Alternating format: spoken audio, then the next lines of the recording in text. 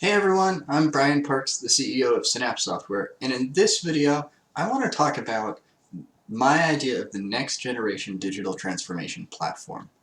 So, right off the bat, I want to talk a little bit about digital transformation specifically, and I've actually done a couple videos on what is digital transformation and why would you want to start digital transformation with ITSM or ESM. I'll leave those linked in the description below. Um, But what I'm talking about here is looking forward to the future, not just using the tools that we've been using for decades, even before digital transformation as a term kind of came into common parlance, but what are we looking for in the future? What should we be expecting of the platforms that we're using to drive our digital transformation?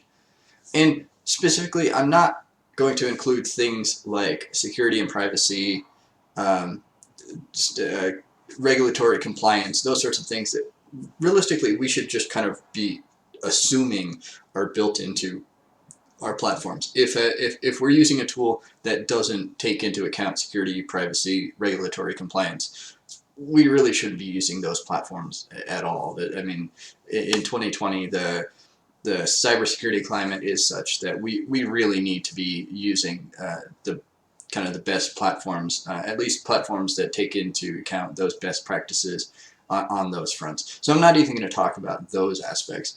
I'm going to talk about aspects that I think are really important to make digital transformation a success, but that aren't necessarily found in every platform that's used for either digital transformation or enterprise service management or whatever platform you might start with, your CRM, your ERP, that sort of thing. So let's let's start with the first one, which for me is immediate time to value. What I mean by that is not just being able to install the platform and immediately start using it, within a couple days. Like as soon as it's configured, you should be able to use it. But you should also be able to use it as you continue to build it out. So you can build it out for your organization and maybe bring it into each department one at a time. But every time you make a change, you can start using that and gain value from whatever changes you're making. There's no long, year-long, months-long onboarding process that you need to go through where you can't use the platform, where you've purchased the platform, but you still can't use it because you're still in the onboarding process. I really want you to be able to use the platform on day one, hit the ground running, and be able to start reaping the benefits of your digital transformation right off the bat. Next one for me is start anywhere. What I mean by this is with any department, with any workflow that you want to start with. Find the one that you have the most pain points with and use that as your starting point and then grow from there. You shouldn't be forced to pick a digital transformation platform based on what it has kind of configured before you even make any changes to it. So you shouldn't have to go. You shouldn't have to choose between buying a CRM or an ITSM tool or an ERP. You should be able to start with a platform that can be any of those, or even something that I didn't mention, but to fit the particular pain points that you're currently experiencing in your business, and then grow from there. Next is one-click scalability. And what I mean by this is, let's say you have one department on the platform to start with, and the system is chugging along quite nicely, not an issue. But as soon as you onboard a second department, you start to feel some sluggishness, and the system just doesn't have enough resources to be able to handle the additional load you've placed on it. You should be able to click a button, go into some admin portal, click a button, and maybe double the amount of resources that you have available to you, double the amount of systems that are supporting your platform, and have that be implemented right away. No human interaction required. You shouldn't have to experience downtime, take down the system, install the system on a new infrastructure, and then spin it back up again. You should be able to go from 1 to 2, 2 to 10, 10 to 100, whatever you need to do. And even if you need that capacity for some burst of load, and then you don't need it anymore, you should be able to scale down without too much headache, just at the push of a button. And you should be able to control all of that from your side. Next, I think the next generation digital transformation platform should run on all platforms. So you shouldn't be limited just to desktop. You shouldn't be limited just to your smartphone. You should be able to use it on all of those devices, and ideally have an experience that is perfect for each of those devices. So you shouldn't just have the desktop experience crammed into a smaller screen size and call that the phone experience. So that you can have access to your digital transformation platform and all of your workflows, whether you're at home, in the office, on the go, on a plane, wherever you need to, you should be able to access that from whatever device you need to use it from. The fifth element is that your platform should be extensible.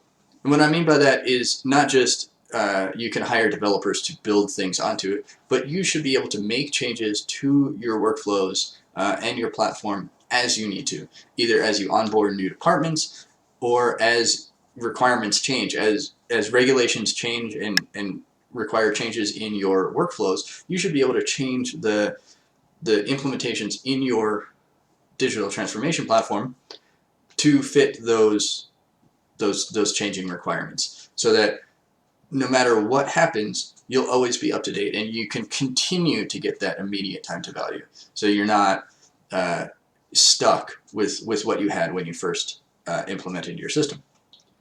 Next, let's talk about user experience.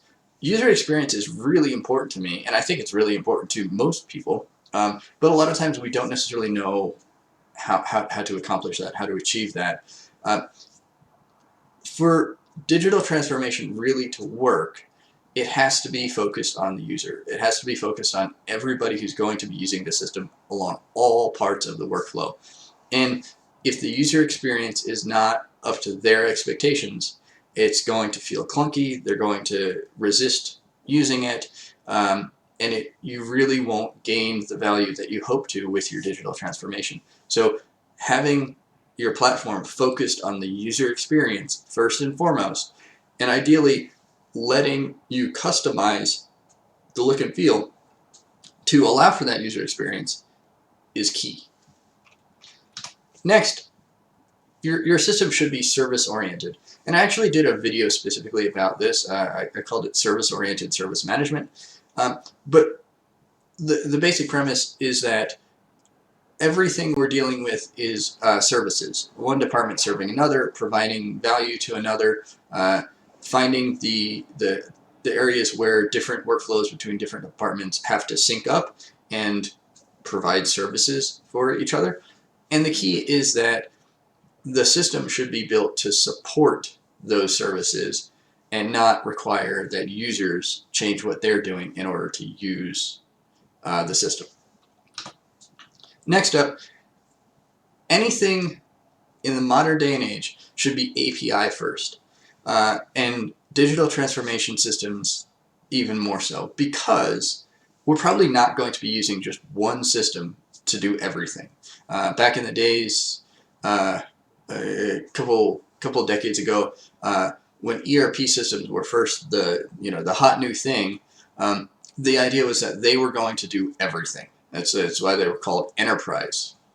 It would control everything within your enterprise. And obviously that vision didn't really pan out. And that's not necessarily a failing on their part. It's just that initial vision where they would be the one system to rule them all, it wasn't going to work out. So we do have separate systems, but at the same time we don't want them to just be isolated boxes, with the data locked up, not able to communicate with other systems.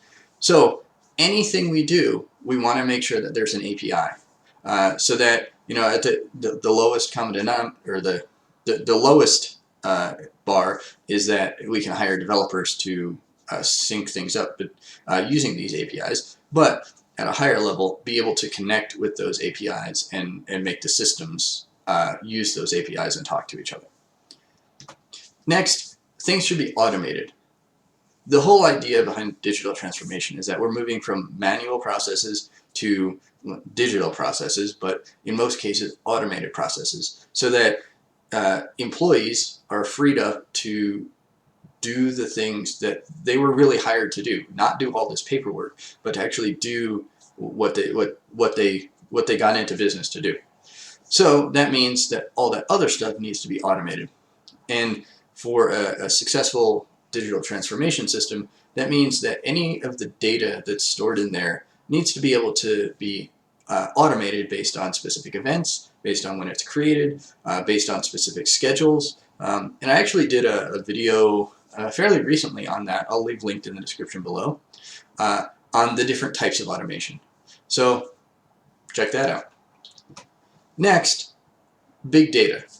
Big data is a buzzword, but what I really mean here is that you shouldn't have to choose what data gets stored in your system, and this system shouldn't necessarily be seen as a system that only stores a specific type of data.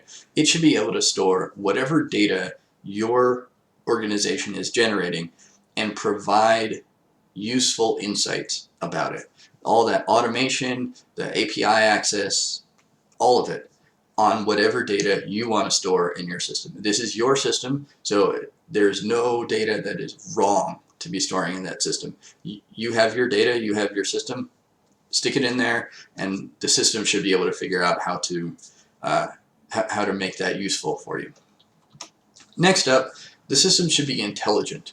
And again, this gets into more buzzword territory with artificial intelligence and machine learning.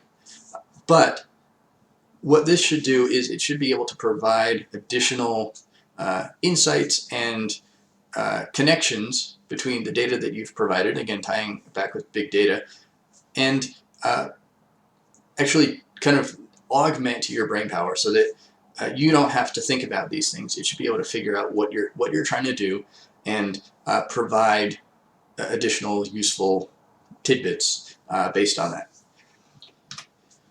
And finally, it should be future-proof. And what I mean by that is not just you'll build the system and then you'll never have to change it. That's not what I mean by future-proof. What I mean by future-proof is that it should be able to anticipate your needs and provide suggestions to you about how you can evolve the platform. Be able to notice that there are things that you do on a regular basis and maybe provide suggestions on what to do with a particular record or what the next step is. And maybe it'll see that 90% of the time you don't follow the standard workflow that you've defined, but you actually follow an exceptional case, and maybe it'll recommend that that needs to be changed. Kind of thinking off the top of my head here, but there's a lot of options when it comes to future-proofing and a lot of room for a next-generation digital transformation platform to really capitalize on here.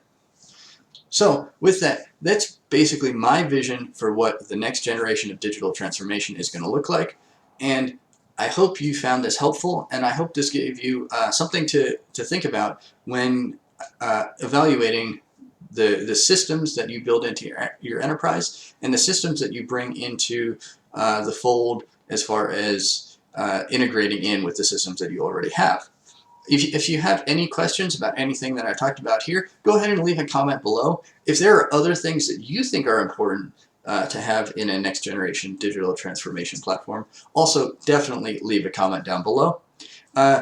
You can send us an email for more information on our vision for this and what we're doing to bring this vision about. And of course, if you like this video, go ahead and click that thumbs up button. Share this video with your friends and colleagues, and subscribe to the channel for more information like this. And as we potentially do deeper dives onto some of these aspects of the next generation digital transformation, and possibly even show some actual implementation of what these actually look like in a system. So go ahead and click that subscribe button, click that notification bell so that you'll get notified when those videos get posted. And of course, have a great day, and thank you for watching this video.